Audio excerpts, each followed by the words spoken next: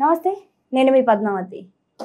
అంచెలంచెలుగా ఎదుగుతున్న బంగారం రేట్లు. అసలు ఈ బంగారం రేట్లు తగ్గుతాయంటారా, ఇంకా పెరుగుతాయంటారా?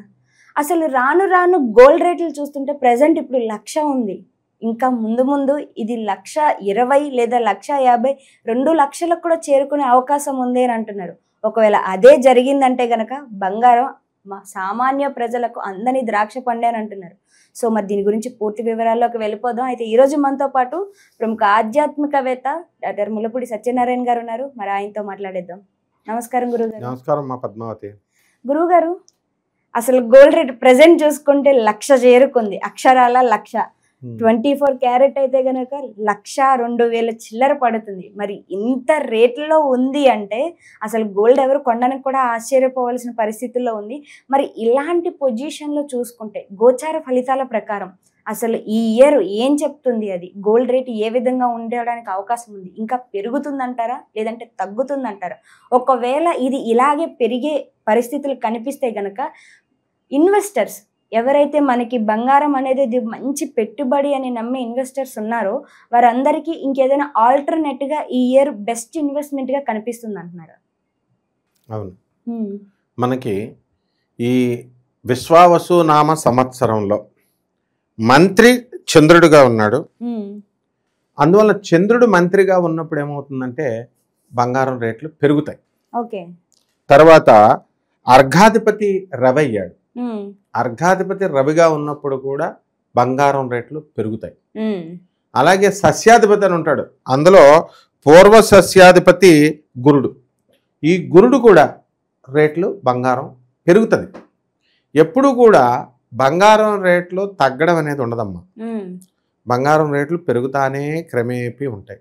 గురుడు మనకి అన్ని రాష్ట్రాల వారికి కూడా పూర్వ సస్యాధిపతిగా గురుడు ఉన్నాడు కాబట్టి రేట్లు పెరుగుతాయి. బాగుంది. ఇప్పుడు 1,02,000కి వచ్చింది. అవును. ఇకపోతే ఇలా శాచురేటెడ్ స్టేజ్ అని ఒకటి ఉంటుంది. ఆ శాచురేటెడ్ స్టేజ్కి దాటిపోతే అంతే, అంతకంటే మించి ఇది వేస్ట్ అని ప్రజలు నిర్ణయించేస్తారు. ఆటోమేటిక్గా డౌన్ఫాల్ అయిపోద్ది. ఎలా అంటే ఇప్పుడు భూమి వచ్చేసింది అప్పట్లో హైదరాబాద్ స్థలాలు తెగ రేట్లు వాళ్ళకి వేలే పెట్టేసుకున్నారు. గజానికి 2 లక్షలు 3 లక్షలు అనే అపార్ట్మెంట్ ఏమో 2 కోట్లు 3 కోట్లు వీళ్ళ ఇష్టం బిల్డర్లు. ఇప్పుడు వీళ్ళంతా కూడా బిల్డర్లు రియల్ ఎస్టేట్ చేస్తున్న వాళ్ళు అడుక్కుంటున్నారు. బేరాలు ఏమన్నా గురుగారు నోటి దగ్గరికి వచ్చి ఆగిపోతున్నాయండి, అవ్వట్లేదండి అని. అంటే వీళ్ళు చేసిన మాయాజాలం ఏంటంటే అప్పట్లో వాళ్ళు విపరీతమైన దొంగ భూమిని పెంచేశారనమాట. సామాన్య మనిషి ఏమైపోలే, సాఫ్ట్వేర్ వాళ్ళు కొన్నారనుకో వీళ్ళకి మరి మామూలు మనిషికి అంత డబ్బులు ఎలా వస్తాయి? రావు. అలా సర్వనాశనం చేశారు రియల్ ఎస్టేట్ ఏరియాని. భూమి ఎప్పుడూ రేటు పెరుగుతూనే ఉంటుంది అనుకో, అది దానివల్ల మొత్తం రేట్లు కొంటా ఉంటారు. ఇప్పుడు బంగారం మీద పడ్డారనమాట. ఇప్పుడు ఈ బంగారం రేట్లు కూడా మరి ఈ శుభకార్యాలకి బంగారం కామను. తర్వాత ఈ ఇప్పుడు నాకు తెలిసిన వాళ్ళు మన వాళ్ళంతా కూడా మణికంఠారు ఉన్నాడు. ఇప్పుడు బుడ్డ మణికంఠ పుడతాడు. ఏ ఇన్వెస్ట్మెంట్ కోసం ఏం చేస్తాడు? పిల్లలకి దాచుకుంటారు బంగారం. ఇలా ఒక పెళ్లిళ్ళు అయ్యేటటువంటి వాళ్ళు, ఎంగేజ్మెంట్ అయినటువంటి వాళ్ళు, శుభకార్యాలు, ఆడపిల్లలకి అక్షయ తృతీయ ఉందండి. అక్షయ తృతీయకు ముందుగానే పెరిగింది బంగారం రేటు. అక్షయ తృతీయకి ముందుగానే పెరిగిపోయింది. ఈ అక్షయ తృతీయ ఇవన్నీ ఉన్నాయి నాయన అంటే బంగారం కొనడం కంపల్సరీ పురాణాల్లో చెప్పారంటారు. అక్షయ తృతీయకి అసలు ఏ పురాణంలో కూడా చెప్పబడలేదు. ఆ రోజున లక్ష్మీదేవి పుట్టినరోజు, అందువలన అక్షర సాగర మదనం చేస్తుంటే లక్ష్మీ అమ్మవారు పుట్టింది. ఆ పుట్టింది కాబట్టి ఆ రోజున సెలబ్రేట్ చేసుకోవడానికి లక్ష్మీ తల్లి అనగానే ఏంటి, డబ్బులు బంగారం అని చెప్పేసి బంగారం ఉంటే బాగుండని ఇంకా ఇలాగా ఒక చిన్న కాసు అయినా చిన్న రూపైనా బంగారం 1 గ్రామ్ అయినా కొనాలని వచ్చేసి ఇంకా అలా రేట్లు పెంచారనుకో. కొనుక్కుంటే మంచిదే, బంగారం ఎప్పుడైనా ఉపయోగపడుతుంది. కానీ ఈ బంగారం వల్ల ఏం జరుగుతుందంటే బంగార చోర్యాలు ఎక్కువ జరుగుతాయి. ఇప్పుడు మొన్నే ఇంద్రకీలాద్రి బెజవాడ కనకదుర్గమ్మ దేవస్థానంలో న్యూస్ కూడా వచ్చింది. 45 లక్షల రూపాయల బంగారం వాళ్ళు ఎక్కడో పెళ్లికి వెళుతూ విశాఖపట్నం వెళుతూ వాళ్ళు బండిది అక్కడ ఆపారు కారు. లోపలికి వెళ్ళి దర్శనం చేసుకొని వచ్చేసరికి ఈ బ్యాగ్ కనబడలేదు. ఇలా చాలామంది బంగారం పోతూ ఉంటాయి. అయితే ఈ మధ్యన కొన్ని అడ్వర్టైజ్మెంట్లు కూడా వస్తున్నాయి. మీ దగ్గర ఉన్న బంగారం మేము విడిపిస్తాము, బంగారం విడిపించేసి తర్వాత మేము మీకు సరసమైన రేట్లు ఇప్పుడు ప్రెసెంట్ రేట్లకి అమ్ముతాము అవును అవంతా దోపిడీలే అవేం ఉండవు అనమాట, ఆహా. వేసుకొని వెళ్ళిపోవడమే. అవును తాకట్లో ఉన్న బంగారాన్ని తాకట్లో ఉన్న ఇడిపిస్తాము బంగారం అనేసి ఇడిపిస్తామంటారు. కనిపిస్తూ ఉంటాయి అంటే మనకి. స్టాండర్డ్ సంస్థలు ఏమైనా 1-2 నీతిగా నిజాయితీగా చేస్తే చేయొచ్చు, కానీ ఎక్కువ మామూలు కామన్ మ్యాన్. అలాగే ఫారెన్ లో కూడా అమెరికా, లండన్ ఇలాంటి దేశాల్లో కూడా తక్కువ బంగారానికి తక్కువ రేటుకి గనుల్లో వచ్చేసింది ఇంతంత పెద్ద పెద్ద కిలోల బంగారం మీకు తక్కువకి ఇస్తాము అని చెప్తే ఈ బయట షాప్ రేట్లు చూసి వాళ్ళందరూ కూడా ఈ కొనేస్తామని చెప్పేసి బంగారాలు వాళ్ళకి అడ్వాన్స్లు ఇచ్చి కోట్లలో లాస్ అయిపోయిన వాళ్ళు ఉన్నారు. సాఫ్ట్వేర్ ఇంజనీర్లు, పెద్ద పెద్ద డాక్టర్లు. బంగారం వల్ల ఒక సైడ్ లాభాలే కాదు నష్టాలు కూడా చూడాలి. ఇప్పుడు కామన్ మ్యాన్కి ఎప్పుడైతే ఈ అందుబాటులో కాకుండా శుభకార్యాలకి వీటికి రేట్లు బాగా పెరుగుతాయో కామన్ మ్యాన్ ఆగ్రహానికి గురవుతారు. ఆగ్రహానికి బంగారం షాపుల వాళ్ళు ఎవ్వరూ కొనరు అనమాట. కొనకుండా ప్లాటినంకి వెళ్ళిపోతారు. ఇప్పుడు ఆల్రెడీ మనకి సినిమా యాక్టర్లు అందరూ కూడా నీలాంటి టాప్ యాంకర్స్, అందమైన యాంకర్లు అందరూ కూడా ప్లాటినంకే వెళ్ళిపోయారు. కరీనా కపూర్ వీళ్ళందరూ కూడా మంచిగా అక్కడ ప్లాటినమే కొనుక్కున్నారు. కాబట్టి ఈ ఆల్టర్నేటివ్ వీళ్ళు ఏంటంటే ఊహల్లో ఉంటారు. ఈ బంగారం రేట్లు పెరుగుతాయి కదా, మనం ఇంకా పెంచుకుంటే బాగా డబ్బులు వస్తాయని అనుకుంటే అసలు ఉన్నది పోయే ఉంచుకున్నది పోయే అని అసలుకే మోసం రావడానికి అవకాశం ఉంటుంది. ప్లాటినం వెళ్ళిపోతారు, ఇంకా ప్యారలల్గా పోల్చుకుంటారు, చూసుకొని ఓకే బాగుంది.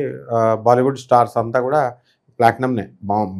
ముంబై మార్కెట్ ఇప్పుడు మాది రాజమండ్రి కాబట్టి ముంబై బంగారు మార్కెట్ నెంబర్ 1, సెకండ్ ముంబై అంటారు రాజమండ్రిని. అంత బంగారం అమ్ముతారు. అలాంటిది వీళ్ళు కాదనుకుంటారు, సినిమా యాక్టర్లు అంతా కొంటారు, కామన్ మ్యాన్ కూడా కొంటాడు ప్లాటినం. అయిపోయింది ఇంకా బంగారం సంగతి.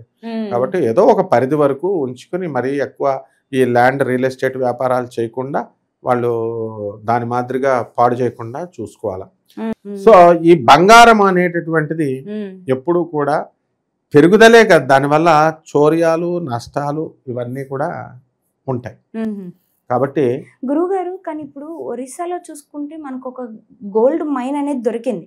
అయితే ప్రెసెంట్ దానికి సంబంధించిన ఇంకా మనకి గవర్నమెంట్ అయితే అప్రూవల్ ఇవ్వలేదు. ఒకవేళ అప్రూవల్ ఇస్తే గనక దాన్ని తవ్వడం మొదలు పెడతారు అని అంటున్నారు. ఒకవేళ అది ఒరిస్సా అనేది మన బోర్డర్లోనే ఉంది కాబట్టి ఒకవేళ దాన్ని తవ్వడానికి మనకి ఛాన్స్ ఇస్తే గనక అప్పుడు మనకి గోల్డ్ రేట్ ఏమైనా తగ్గే అవకాశం కనిపిస్తుంది అంటారా, లేకుంటే ఇదే మాదిరి కొనసాగుతుంది అంటారా? గోల్డ్ మైన్స్ ఎన్ని వచ్చినా సరే తగ్గదు. ఇప్పుడు మనకి కేజీఎఫ్ ఉంది, కోలార్ గోల్డ్ మైన్స్. దాని మీద పడుకుంటారు రామగుండం వాళ్ళ, ఆ కోలార్ కర్ణాటక వాళ్ళంతా కూడా. కేజీఎఫ్ ఊరు పేరే కేజీఎఫ్. మరి వాళ్ళంతా గవర్నమెంట్ ఆపేసింది. ఎందుకని? తవ్వకాలు. దాని నుంచి ఎక్స్ట్రాక్షన్ అంతా కూడా తీసి బంగారాన్ని తయారు చేస్తే ఇప్పుడు మట్టి నుంచి కూడా మనం తీయొచ్చు. ఎక్స్ట్రాక్షన్కి అయ్యే ఖర్చు, బయట కొనుక్కునే అయ్యే ఖర్చు అదే చాలా తక్కువకి వస్తుందని చెప్పేసి ఎక్స్ట్రాక్షన్ ఆపేస్తారు. సో ఒరిస్సాలో కాదు ఇంకెక్కడైనా సరే గోల్డ్ మైన్స్ చాలా చోట్ల ఉన్నాయి. మనకి పర్మిషన్ గవర్నమెంట్ ఇస్తుంది, కానీ నిజాయితీగా చేస్తే ఎప్పుడు కూడా సక్సెస్ వస్తుంది. నిజాయితీగా చేయరు కదా మన వాళ్ళు. అందువలన హార్డ్ వర్క్ చేయాలి. సింగరేణి కాలరీస్ లాగా, కేజీఎఫ్ లాగా, బొగ్గు ఎలాగైతే సింగరేణి కాలరీస్లో మంచిగా తీస్తారో అది కూడా బంగారమే, నల్ల బంగారం అంటాం. మరి హార్డ్ వర్క్ చేస్తే నిజాయితీగానే లాభం వస్తుంది. కానీ మరి చేయరు కదా వీళ్ళు. అందువలన ఆ బద్ధకము, అందులో గోల్డ్ ఎప్పుడు వర్కౌట్ కాదమ్మా. అందుకని గోల్డ్ మైన్స్ దీనివల్ల ఏంటంటే ఈ సంవత్సరం రేట్లు పెరుగుతాయనే చెప్తుంది పంచాంగం. నువ్వు అడిగిన ప్రశ్నకి సమాధానంగా రేట్లు పెరగడం వల్ల జనం కామన్ మ్యాన్ ఇప్పటికే కొనడం ఆపేశారు. డబ్బున్న వాళ్ళు కొనుక్కుంటున్నారు, కొనుక్కొని అని వదిలేస్తున్నారు. ఇది ఇన్వెస్ట్మెంట్గా మనం పెట్టొచ్చు అని చాలా మంది ఇన్వెస్టర్స్ కొనుక్కుంటున్నారు, కొనుక్కొని దగ్గర పెడుతున్నారు. ఇప్పుడు షేర్లు అందరూ కూడా కొంటారు, కొని షేర్లు దాస్తారు మంచిగా వస్తాయని. మన $US రేట్ పడిపోయింది, ట్రంప్ షేర్లన్నీ పడిపోయినాయి. ఏం చేసుకుంటారు? అమ్మాల్సిన టైంలో అమ్మాలా. ఒకవేళ అమ్మినా వేరే వాళ్ళు లాస్ అవుతాడు కొన్నవాడు. ఆ విధంగా బంగారాన్ని ఎప్పుడు కూడా మనము రేట్లు పెరుగుతూనే ఉంటాయి. కాకపోతే ఇంకా ఒక ఫిక్స్డ్గా అది ఉంచేసేయాలి. అలా ఉంచకుండా బాగా అబ్నార్మల్గా కనుక పెంచితే లాస్ అవుతారు, కామన్ మ్యాన్ ఆగ్రహానికి గురవుతారు. కాబట్టి స్వల్పంగా ఈ సంవత్సరం మీరు అందరూ అంటున్నట్టుగా 1,20,000 1,50,000 అవ్వదు. కానీ బంగారం నా అంచనా ప్రకారం ₹1,00,000 ఉందంటున్నావు కదా, ఇప్పుడు 1,02,000 ఉంటుంది అంటున్నావు కదా, ఆ 1,05,000 దగ్గర స్టాప్ అయిపోద్ది అంతే. ఎక్కువ పెంచితే ప్రజల యొక్క ఆగ్రహానికి గురవుతారు. కాబట్టి బంగారం రేటు పెరిగినా ప్రజల సామాన్య మనిషికి బంగారం షాపులో ఏం పిచ్చోళ్ళు కాదు, స్వర్ణకారులు. ఇప్పుడు ఎందుకు నీకు బయట మార్కెట్లో తిరుగుతారు, మేము బంగారం షైనింగ్ పెడతామని. అందులో ఒక సాల్వెంట్ ఏదో రాసి బంగారం ఆక్వారీజియా అని ఒకటి ఉంటుంది, HCl నైట్రిక్ యాసిడ్, ఈ రెండిటిని 1:3 రేషియోలో కలిపితే బంగారాన్ని లాగేస్తుంది. ఆ విధంగా మోసాలు చేస్తారు. ఇలాంటి మోసాలు ఎక్కువైపోతాయి దీనివల్ల. అందుకనే చంద్రుడు ఈ సంవత్సరం ఏమాడు మంత్రి అయ్యాడు. మోసాలు ఎక్కువ అవుతాయి, ధన నష్టాలు ఎక్కువ అవుతాయి, బంగారు నష్టాలు ఎక్కువ అవుతాయని కూడా సూచిస్తుంది. చాలా చక్కగా వివరించారు సార్. అయితే ఈ శుభకార్యాల విషయంలో కొనాలి తప్పనిసరి పరిస్థితి అంటే కొనడమే తప్ప దీని మీద ఇన్వెస్ట్మెంట్ చేసుకోవాలి ఫ్యూచర్ కోసం అనుకుంటే కనుక అక్కడమే మంచిది మీరన్నట్టుగా కూడా. బట్ ఏది ఏమైనప్పటికీ గోల్డ్ రేట్ ఇలాగే పెరుగుకుంటూ పోతే రాను రాను ముందు ముందు కూడా ఎవరు గోల్డ్ మీద ఇన్వెస్ట్ చేయడం అనేసి ఇంకేదైనా ఆల్టర్నేటివ్ వెతుక్కునే అవకాశం అయితే కనిపిస్తుంది. బట్ ఏది ఏమైనప్పటికీ ఇది కూడా ఒక రకంగా ఇది మన దేశానికి కూడా ఒక మేలు చేసే పని అనుకోవాలో లేకుంటే ఇది కాస్త నష్టం కలిగిస్తుందని అనుకోవాలో. సో ఇది కూడా చూడాల్సి ఉంటుంది కాబట్టి ఇంత మంచి విషయాన్ని మాకు కూడా చెప్పినందుకు మీకు కూడా థ్యాంక్ యూ సో మచ్. ధన్యవాదాలు.